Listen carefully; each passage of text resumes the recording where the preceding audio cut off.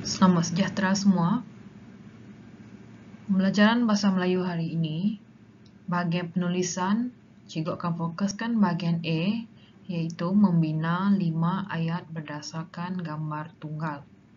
Membina 5 ayat berdasarkan gambar tunggal. Dalam membina ayat, terdapat langkah-langkah sebelum membina ayat. Langkah yang pertama, bulatkan 5 gambar. Bulatkan 5 gambar. Yang kedua, tulis frasa kerja pada gambar. Tulis frasa kerja pada gambar. Langkah yang ketiga, bina jadual SAKK ataupun jadual SAK.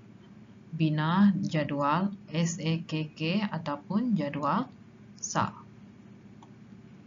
Yang keempat, lengkapkan jadual SAK. Lengkapkan jadual SAK. Dan langkah yang kelima, salin semula ayat berdasarkan jadual SAK yang telah lengkap. Salin semula ayat berdasarkan jadual SAK yang telah lengkap. Ini adalah contoh jadual SAK. Apa itu jadual SAK? Mari kita lihat. SAKK. S merujuk pada siapa. Siapa. A merujuk pada apa. K merujuk kepada keterangan satu, di mana keterangan satu ini mengandungi frasa kerja. K dan K yang seterusnya ataupun keterangan yang kedua, di mana kita perlu melengkapkan ayat. Oke, mari kita lihat contoh. Ini adalah gambar tunggal. Gambar tunggal. Oke, langkah yang pertama, bulatkan 5 gambar. Bulatkan 5 gambar. Oke, mari kita buat. Bulatkan gambar yang pertama, jadi kita letak nombor 1. Kemudian, gambar yang kedua. Kita letak nombor 2. Seterusnya, bulatkan gambar yang ketiga. Kemudian letak nombor 3. Kemudian, bulatkan gambar yang keempat. Kita letak nombor 4. Dan akhir sekali, kita bulatkan gambar yang ke-5. Kita letak nombor 5. Langkah yang kedua, kena pasti frasa kerja. Kena pasti frasa kerja berdasarkan gambar yang telah kamu bulatkan tadi. Oke, ini adalah contoh frasa kerja yang cikgu telah buat. Oke, yang pertama, menyiram pokok bunga. Menyiram pokok bunga. Oke, gambar yang kedua, mengelap cermin rumah.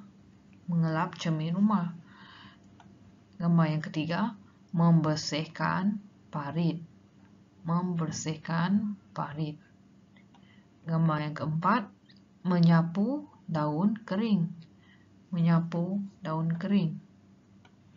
Dan gambar yang kelima, mencantas rumput. Mencantas rumput. Oke, seterusnya langkah yang ketiga, bina jadual SAK. Bina jadual SAK. Oke, selepas bina jadual SAK, kita lengkapkan jadual SAK. Tadi cikgu sudah terangkan apa itu jadual SAK. Oke, ini adalah contoh macam mana cara nak lengkapkan jadual SAK. Oke, contohnya yang pertama, gambar tadi gambar ibu. Apa A ataupun apa sedang keterangan satu frasa kerja yang telah diterangkan tadi dimasukkan dalam keterangan satu. Kemudian lengkapkan ayat, jadi boleh tambah di halaman rumah. Oke, di halaman rumah.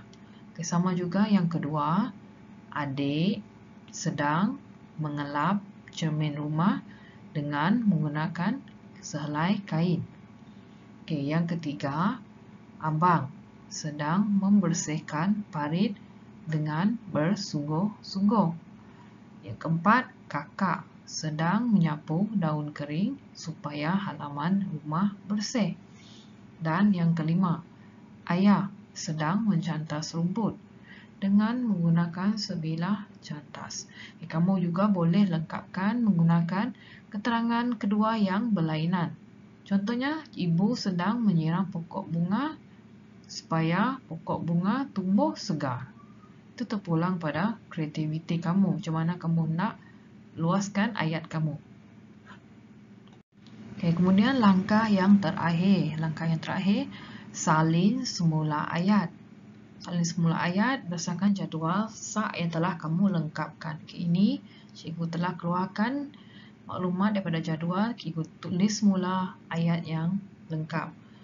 Ibu sedang menyiram pokok bunga di halaman rumah, sama seperti jadual sak tadi. Tulis semua 1, 2, 3 sampai 5. Jadi ayat kamu dalam membina ayat berdasarkan gambar tunggal telah lengkap. Itu saja cara hendak membina 5 ayat berdasarkan gambar tunggal. Sekian saja pembelajaran. Kita telah belajar membina ayat berdasarkan gambar tunggal. Membina 5 ayat berdasarkan gambar tunggal.